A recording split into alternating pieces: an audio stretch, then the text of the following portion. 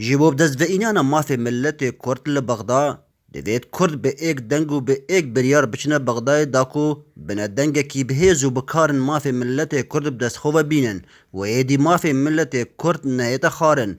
Ev e daxwaziyên çavdêrên siyasî yên devera Şêxan in. Warwesa ew jî dihîne berçav ku postê Serok Komarê Iraqê pişka Kurdan û di nava Kurdan de jî pişka êketî niştîmanî Kurdistan e. vêt Kurd yekemîn şol bikin yek rêziya xwe el Kurdistanê bine êk rêz û biçine Bexdayê.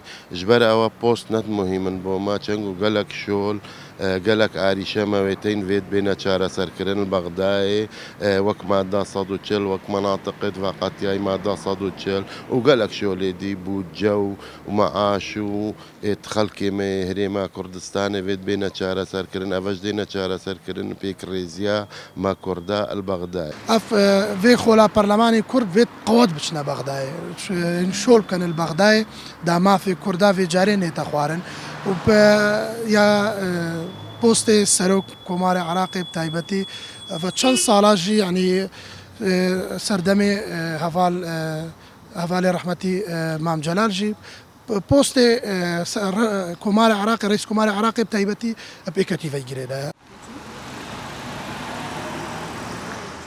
Rewşenbîrên deverê jî didine diyarkirin niha demê hatî ku hemû arêşên Kurdan li Bexdayê bêhne çareserkirin mîna bocce û mûçe û madda 140 û çendîn arîşin din û bi êk rêziya mala Kurdî dikarin destxwe bînin. Lê ber û jî vê çendê dê ziyanên mezin bi Kurdan kevin.